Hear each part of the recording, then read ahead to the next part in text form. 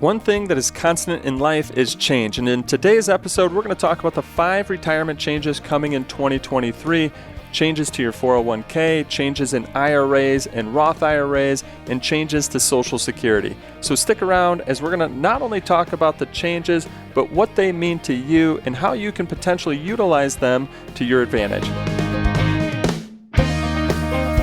Welcome to the Your Life, Your Money podcast with Scott Searns, teaching you how to thrive in life, wealth, and retirement. Welcome to the Retirement Show, all about your life, your money, and we're going to talk about your taxes. I'm your host, Scott Searns, and my goal is to help you thrive in life, wealth, and retirement. And today we're going to talk about 5 retirement changes coming in 2023. Now, before we dive into that, if you haven't yet, check out our YouTube channel. That's Searns Financial Group, S-I-E-R-E-N-S, Searns Financial Group. If you type that into YouTube, it's going to take you to our YouTube channel. Or you can go to lifemoneyshow.com. Lifemoneyshow.com. We've got a link right there on how to get to the YouTube channel as well. And check out our most recent video on how to reduce taxes on your required minimum distributions on those RMDs. We've got a great video for you there on that.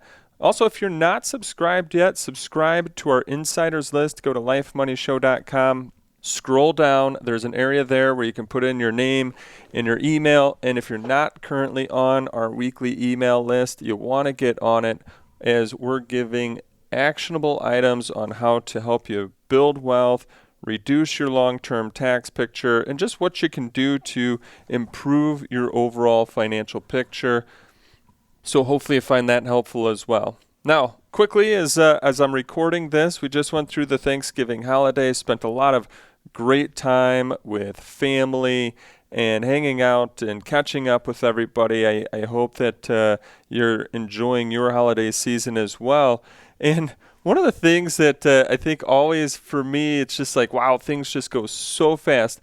And it was how quickly the fall decorations in our house came down and the Christmas decorations went up. Maybe the same things happens in your house, or maybe you already had your Christmas decorations up before Thanksgiving. We like to kind of wait through the holiday and try to celebrate it to its fullest and hang out with everybody and enjoy that Thanksgiving holiday.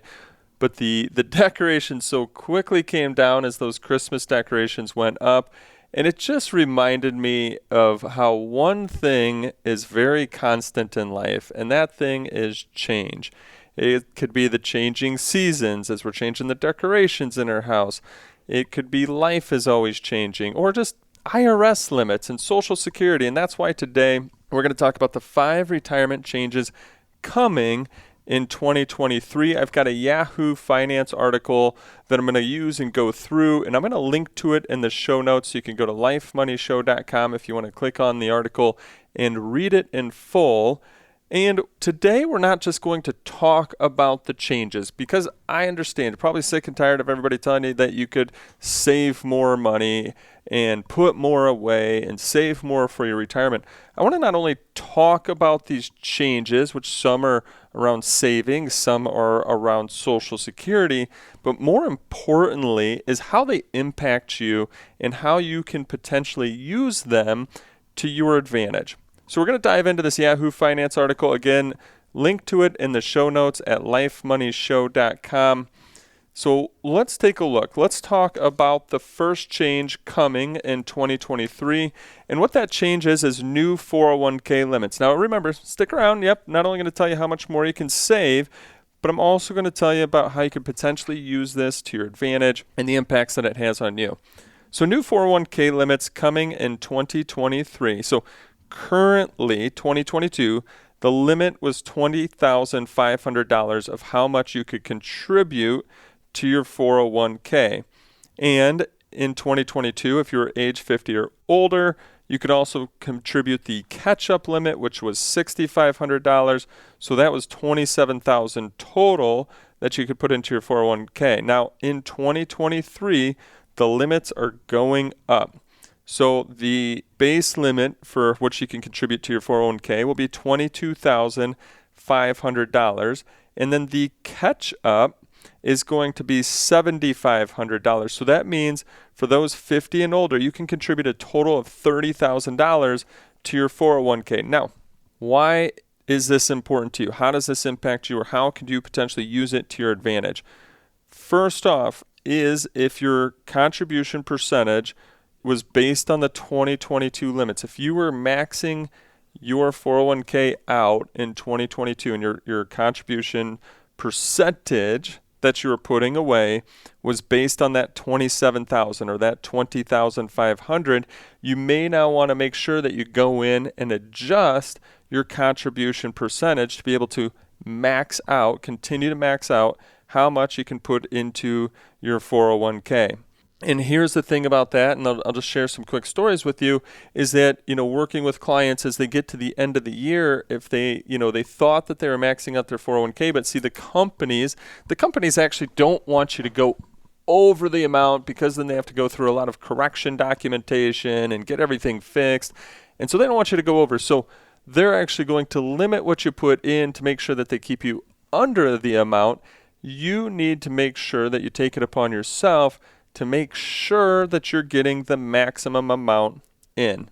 Now, point number 2 of how you can use this to your advantage. I've just been utilizing the word 401k, but this would also apply to your Roth 401k, meaning that tax-free bucket. Yes, you pay tax on the money today, but once it gets in that Roth bucket, then it grows tax-free, and you can make all the withdrawals of your base and your growth tax-free as well. So that's $30,000 a year that you can get into that Roth 401k bucket, or that tax-free bucket. The other thing that I'm just going to mention here while we're talking about 401ks, and a lot of times employers will adjust this as well. So while it might not be exactly with this change, we're going to talk about something else that you should look into is your employer adjusting what their company matches, or their employer match on your contributions. You always want to pay attention to that. So if they're making an adjustment, make sure that you're at least getting the employer match. Make sure that you're taking advantage, and I'm going to kind of air quotes here, of that free money, meaning that money that the employer is going to contribute based on your contributions. So take a look at what they're doing. Is there any adjustments for 2023? If so, make sure that you're at least getting the match that they are providing. And the last part here is the IRA and Roth IRA limits are much lower. Now we're going to talk about those in a second. So this is an opportunity for you to, yes, save more, get more into your retirement savings. But now let's not only look at it at that fact. Let's just say you take this money and you put it in a savings account or a brokerage account. All of that money, like an online savings account, right now they're paying pretty decent interest. I'm not going to say it's sky high, but they're paying better than they were when it was 0.05. Right now online savings accounts, I'm seeing some around 3%. So they're paying decent interest. But if you just were instead be like, nope, I'll take the money out, I'll put it in my online savings account. Well, that interest, you pay taxes on that interest each and every year. If you're putting it in a brokerage account, well, you're going to pay taxes on the dividends and interest and capital gains on that money each and every year potentially. So by utilizing these 401ks and Roth 401ks and maximizing what you can put into it, you're deferring those taxes on the growth of that money or on the base of that money, depends on which one that you're utilizing. You're deferring the taxes on that money. So that can be very helpful to your overall tax situation. That's where tax planning comes in place. So just to wrap up, those new 401k limits are going up in 2023. It's a good time to review your 401k contributions. Are you putting in the max? Should you put in more? Should you increase your contributions? If you are maxing out, look at this new higher contribution limits. Do you need to adjust your contributions to make sure that you're still doing that? And then don't forget, make sure you're getting that employer match. So there we go. Wrap up on retirement change number 1. Let's talk about retirement change number 2. The article here talks about IRA limits, and just like 401k limits are going up, the IRA limits are going up as well, meaning the amount that you can contribute to your IRA or Roth IRA. Now, as I mentioned when we were talking about the 401ks, these limits are just lower. And so taking advantage of those 401k, 403b, 457 plans can really help you get money into the tax-free or tax-deferred bucket. And then the IRA is an additional way to be able to do that as well. Now, the limits for IRA contributions in 2022 was $6,000. That's going to go up to $6,500 in 2023. The catch-up contribution still remains the same as it was in 2022, which is $1,000. So, meaning that someone that is age 50 and older, and as long as you have earned income coming in, a person age 50 and older in 2022 could contribute $7,000, where in 2023 they'll be able to contribute $7,500. Now, how can we potentially use these accounts to our advantage? Well, let's just say that you've already maxed out your 401k or 403b or 457 and you have additional monies to save. Well, you could also contribute to your IRA or Roth IRA.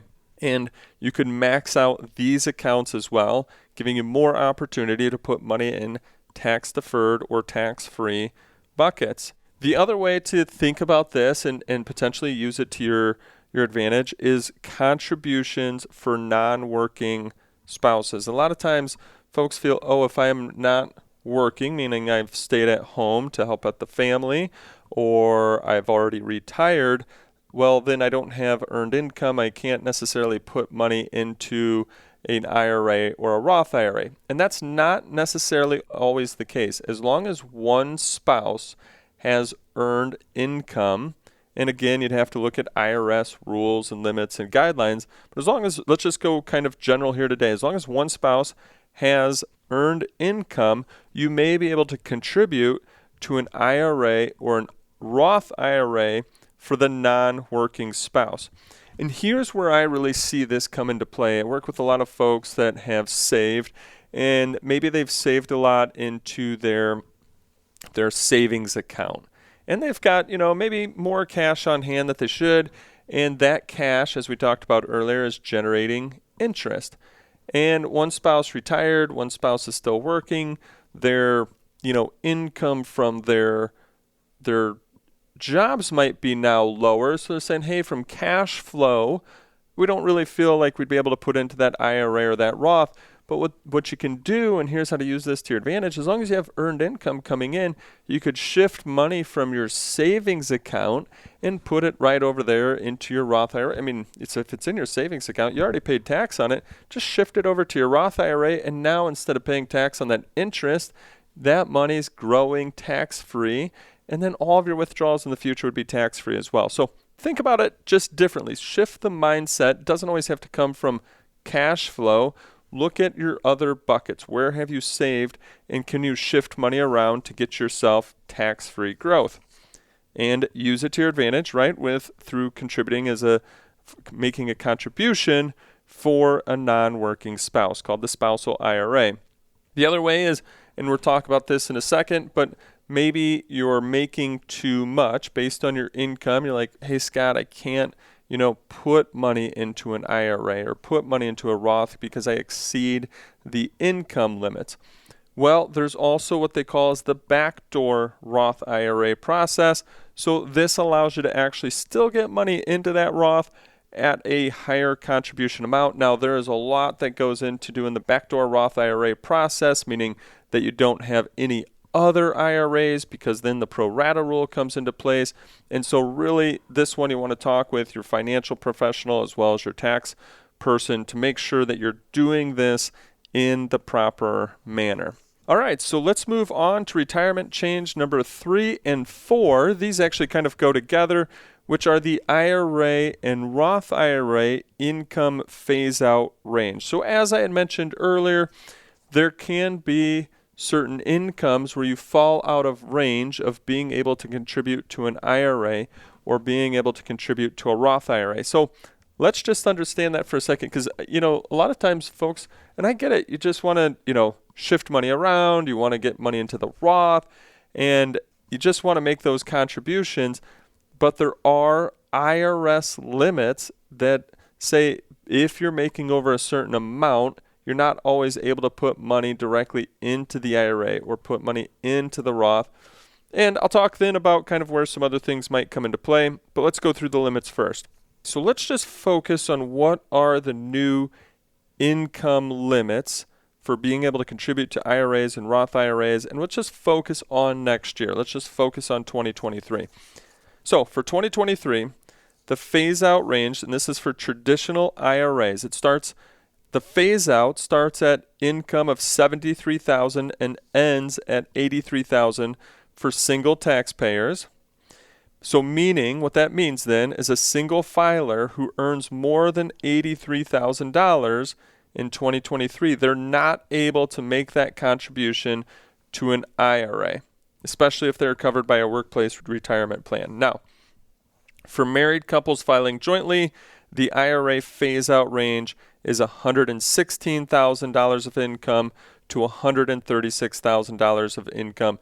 Again, if you're covered by a workplace retirement plan. So married filing jointly, making more than $136,000, you're not able to contribute to the traditional IRA. So that leads us to, well, what about then, can we make those contributions to the Roth IRA? Well, here's the phase-out ranges for Roth IRA, again focused on 2023. For singles and heads of households, the 2023 phase-out range is $138,000 to $153,000. So let's go again. Let's just kind of focus on the singles here. At $83,000, a single taxpayer can no longer contribute to a traditional IRA, but they could still make those contributions to the Roth IRA. But then if they hit $153,000 in income, again, single taxpayer, they're no longer able to contribute to the Roth IRA either. Married couples filing jointly. For the traditional IRA, the phase-out was at $136,000. And then for married filing jointly on the Roth IRA, the phase-out range is $218,000 to $228,000. So good to know, good to be aware of these phase-out ranges, because just because you have earned income, be careful. You can't just call up a custodian and say, hey, we want to put money into a Roth IRA, or hey, we want to put money into a traditional IRA, because you have to look at your income. You have to understand your income to be able to understand, can you actually contribute money to those buckets? So what are some of my notes on this and thoughts to help you out? Well, first off, if you cannot contribute to a regular IRA, maybe you can contribute to the Roth. So can't do one, look at the other. You can potentially do the Roth. And as you know, I'm kind of a big fan of the Roth because of that tax-free growth, tax-free withdrawals, but I'm not saying that it works for everybody. For high income workers, those that are in the 30% plus bracket, a lot of times you want to focus on that tax-deferred growth up front and then hopefully have lower taxes in retirement. We'll talk about that in the listener question at the end. But then if you fall out of range for the Roth IRA, that's where you want to maybe consider that backdoor Roth process that we talked about earlier. That one I'm going to guide you. Talk to your financial professional as well as your tax person. And let's just say you fall out of range and you're not able to do any of the things I've talked about. Traditional IRA, Roth IRA, backdoor Roth IRA. At that point in time, hey, you can still start a brokerage account, which is a non-retirement investment account. Sometimes it's also listed as a non-qualified account. And to me, I think that's important anyways. As we've talked before, you really want to make sure that you've got money in all three tax buckets. So if you haven't yet, one of the things you might want to just consider anyway is having money in that third tax bucket, that non-qualified account or brokerage account, that non-retirement account, because tax diversification can help. We've done a lot of other shows on this. You can go back to other shows on taxes, but it helps with liquidity. It helps with having money that you can take out before age 59 and a half. And just as you need to take withdrawals in your future, it can potentially help with that as well. All right, so we've gone through a lot of changes that were on limits. I did say that I was going to talk about some Social Security changes. So let's go into that. Retirement change number 5. the cost of living adjustment, the COLA, for Social Security payments in 2023 is 8.7%.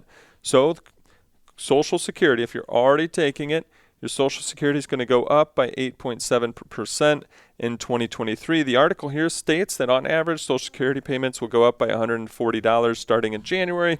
Of course, everyone's will be different because it's going to be based on that 8.7%. Now, again, hey, that's just giving you information. Let's talk about my thoughts on a few things of just points around Social Security or ways to potentially use COLAs to your advantage. So, a few notes here that I've got. One, there's a misconception out there. I've had this question come in a few different times of, well, should I take Social Security now so that way I'll get this 8.7% adjustment? And here's the thing. It all gets factored in behind the scenes. So if you don't take it, there's a misconception that you won't get it. That's not true.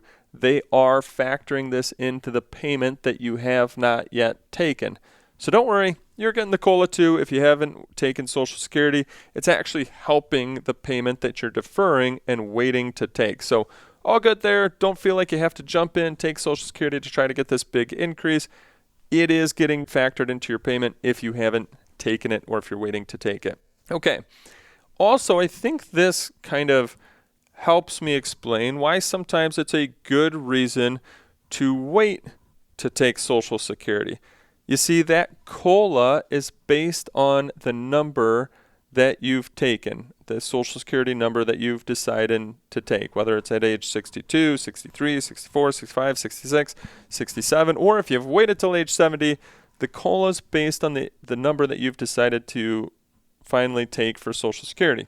Why is this important? Well, let's just say your Social Security benefit at age 67, again, hypothetical here, is $2,000 a month. But if you were to wait a few years and your Social Security benefit then becomes $3,000 a month, right? So let's just say it's 65, it's $2,000 a month, but you wait till 70 and it's $3,000 a month.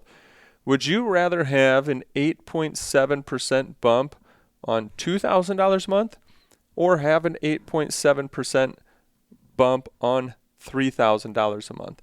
And that's the fact here of why waiting can be really important sometimes, because the COLAs will be on the number that you've taken.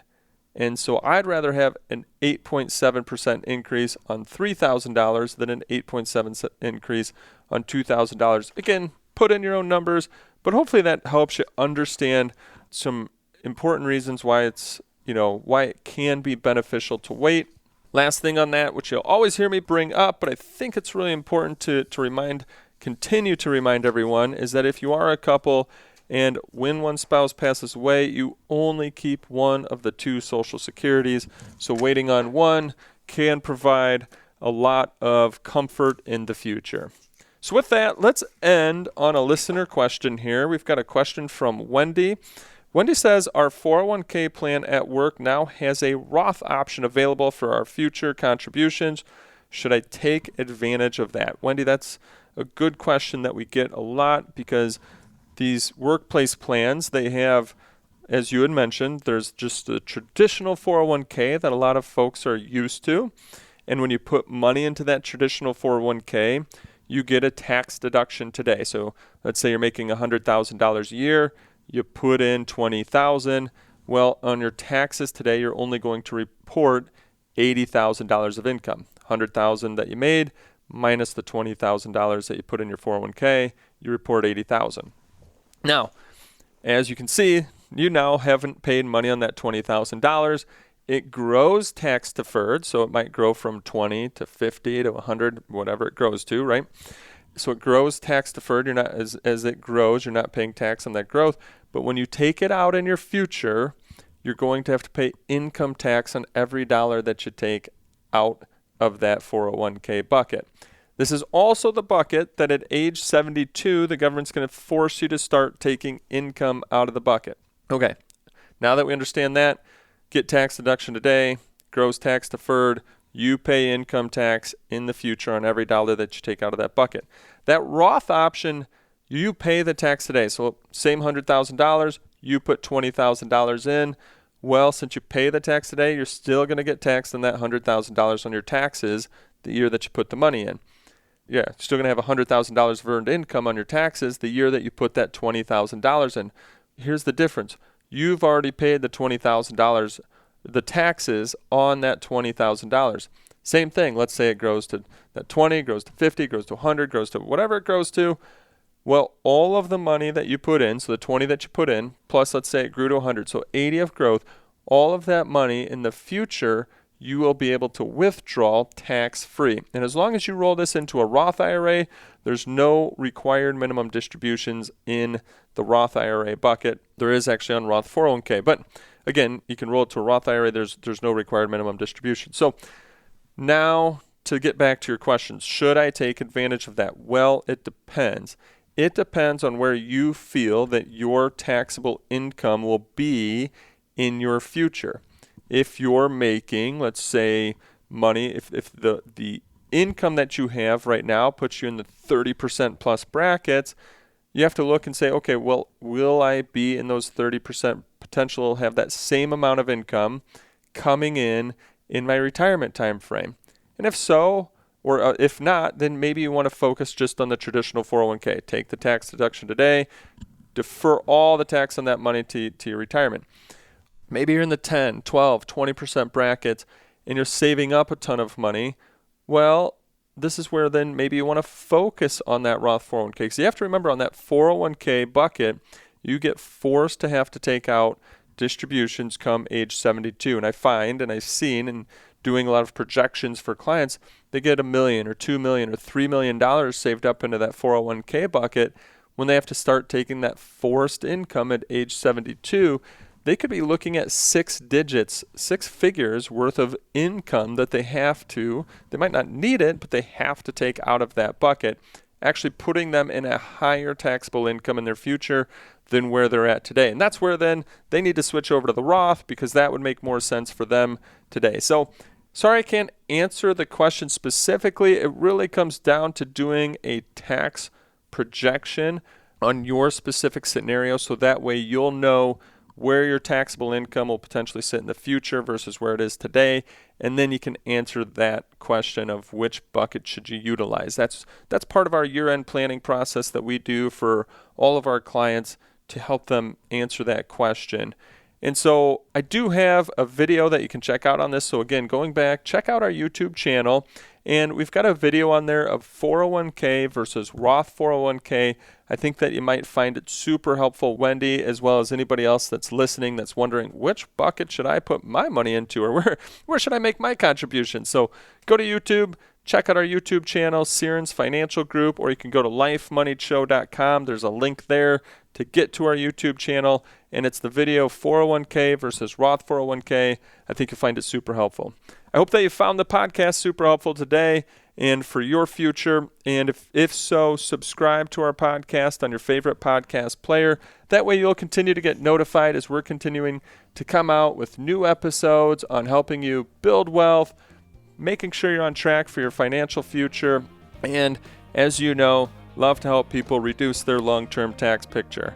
So I look forward to our next conversation to continue to help you enjoy life today and be financially confident about your tomorrow.